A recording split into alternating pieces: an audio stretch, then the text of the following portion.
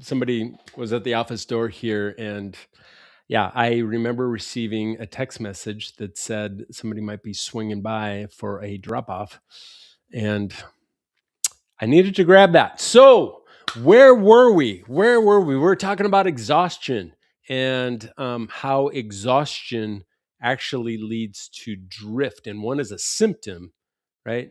The other one is a more of a diagnostic. So here's what I wanted you to just sit with for a second.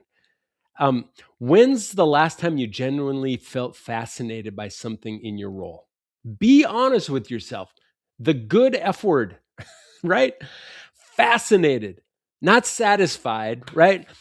Not just effective, not meeting all of your competencies, something that pulled you forward. Yeah. When was the last time? If that answer really comes to you quickly, congratulations.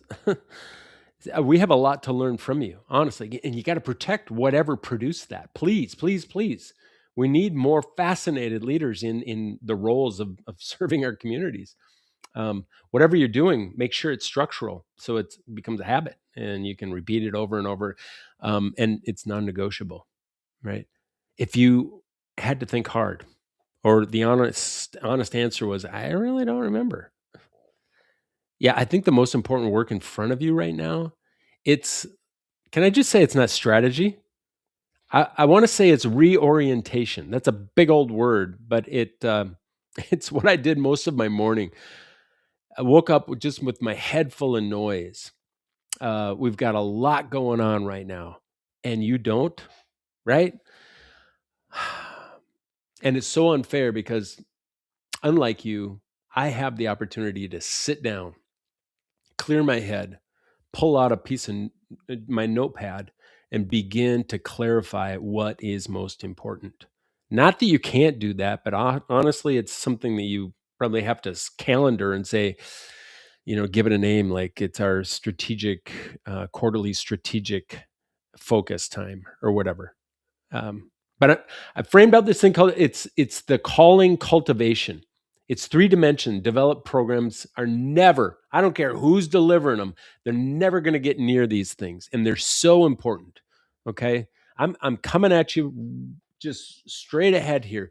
Number one is this intrinsic clarity. I needed this morning, I needed intrinsic clarity. The honest interrogation of what gives you coherence, what gives you purpose, what gives you significance, not just abstractly, specifically. What in the last month required your actual judgment, your actual values?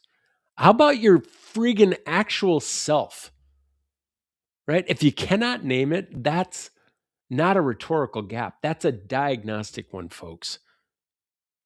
Listen to it. The second one is just back to the word fascination. Let's shovel into that. Just not fun, not ease, fascination. That state where you'd pursue that thing if nobody paid you to pursue that thing. It's the president at the university that still reads the research, right? It's that superintendent who shows up on Saturday because he wants to be there, right? There's just the uncomfortable truth is that fascination doesn't disappear. It just goes underground for so many of us. It becomes that moment in the hallway conversation, one that wasn't really on the agenda, where something just lights you up that hasn't lit you up in that way for a long time. It's not nostalgia either. Let's treat it as data and something that you could probably mine again, right? The third one is this thing called felt necessity. That experience of being genuinely needed. There's something woven, wired into me and you that says, I want to show up doing worthy work in a loving community where I feel needed. It's as simple as that, folks. And that's why I'm not a big fan of retirement. I am a big fan of retirement if you're going out there and still doing worthy work where you are feeling needed. because I bump into too many people that, yeah, I went out and improved my golf game for a year and a half, and then I fell into just some stupid habits because I got bored. Yeah. So it's that essence of meaning, really, in the work. It's feeling that you specifically do something that matters for specific people. That's significance. I love that word. Um, Bringing your purpose, your meaning, your fascination to the work in a way that benefits others. Yeah. Folks, I tried selling life insurance for a while because I wanted to own an airplane. There's the inner story of Dr. Joe. I wanted to own an airplane. Yeah. But the day I woke up and said, I don't even freaking believe in the product that I'm selling or trying to sell, and I didn't have an airplane. I had a 1981 Dodge Charger that Miss Becky needed to push me down the road, and I needed to pop the clutch to get the thing started. Yes, glory days, they'll pass you by. Yeah, it did not have any meaning for me, and I so greatly just crawled back to education and said, "This is where I belong." Yeah. So I think when your feedback loop just gets long enough, when positional leadership adds distance between your judgment and the material it was just meant to touch, that felt sense just begins to disappear, right? The work continues, but the meaning just kind of drains, right? One leader's drift becomes the cabinet's drift. And that's why if you are the leader of your institution, listen up. Um, the healthier you are, the more meaningful you are in the work. And I'm not talking about you being a climber. And I'm not talking about you being, if you're a coaster, I coast on out of here. You don't belong here. Okay. Because your community deserves somebody that's actually just building, right? Building, not coasting. Um, Even the dreamer, I want to encourage you to step into the ring this week and actually do the thing, not just study the thing. Get in there, roll your sleeves up. The dust and all the sweat and the blood and all that comes with leadership, get in there, start doing the work, right? Because if you start drifting, then your cabinet is going to drift. And most teams can't name what they are sensing. And it's this thing called drift. And oftentimes it's on the heels of exhaustion. So I want you to do some things very, very practical. Next week, put this on the admin agenda. Run the fascination audit. 15 minutes. Look at your last 2 weeks on the calendar. For each significant block, ask one question. Did this require my actual self or just my positional presence? Isn't that a powerful question? You know when people show up as their actual self, and then when others are just like buttoned up and serving because of their positional presence. Yeah, one's good, the other one's just great. Now, the second move, name the last time you just felt it. Take some time, 10 minutes alone. When did you last feel pulled towards your work? Right? Write it down. There's something special about writing, not typing it, but writing that down. When's the last time you felt pulled towards the work? And then protect it. And if you have to think hard, that gap is costing you more than you have been told. So the next move, the third move, return one thing that you've been delegating. This might be super duper tough. It was probably super duper tough for you to actually give it away, right? Oh, the chili peppers. Yeah, something you used to do that generated fascination. And then gradually you just handed it away because the rest of your peers aren't doing that kind of work. Take it back. Take it back for 1 week. That thing that, I want that back. And see what happens to your thinking in the hours around it. In the hours around it, how will it just accentuate? If you're fascinated by it, it's going to have a multiplying impact, really, to how you're working on the edges as well. And then the last thing, and then we'll just say adios. Have a wonderful evening. Ask your cabinet a really important question. Don't slip away just yet. This one's a biggie. Here's the question. When's the last time you felt like you were doing the work that you were made for? And I hope that doesn't sound too soft, because I do believe all of us were created to do a work that we were made for. And when you've been doing work that you were not made for. But you also know those times when, um, yeah, Csikszentmihalyi researcher called it flow. Yeah.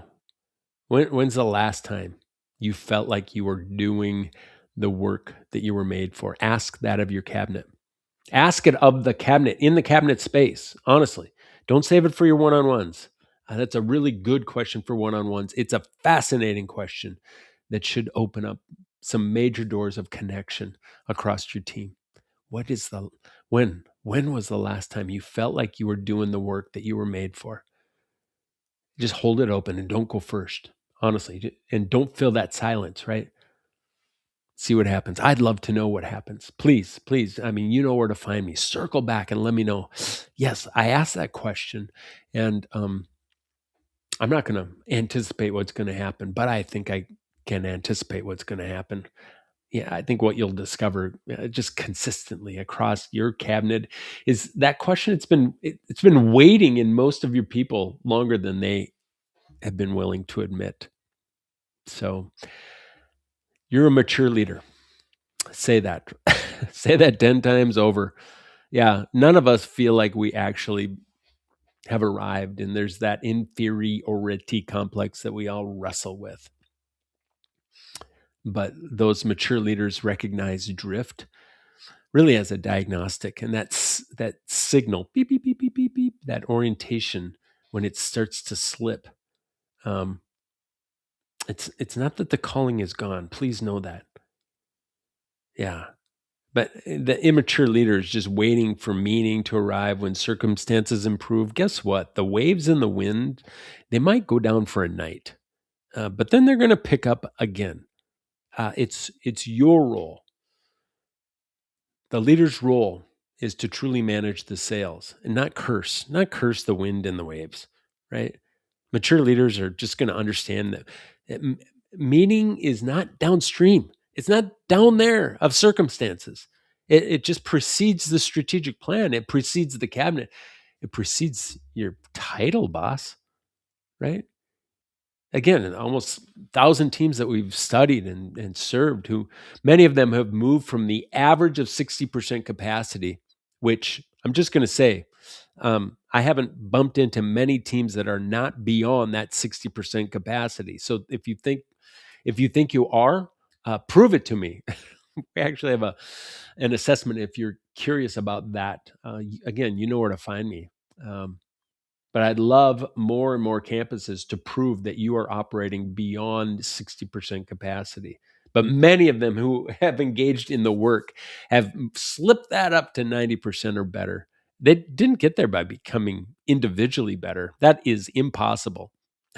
In fact, oftentimes the hero leader disappears, right? They go off someplace else. The team gets stronger. Hmm? So they got there when the leaders at the top started to manage their calling and started living it really again. So go first, boss. Um, any of the cabinets who've been just like mirroring this drift effect without knowing it, they found their orientation just like in the reflection. So, yeah, I think it's time. It's time to do your rounds. It's time to celebrate what's right in your world today. Um, no commercial breaks or anything. This one's for you.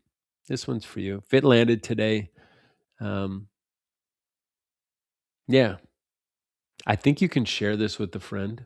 I'm not sure how. Ask one of the youngsters in your organization how to share it with a friend. Um, But yeah, I'll always put the article, the newsletter that this came from in the notes, so you'll be able to find that.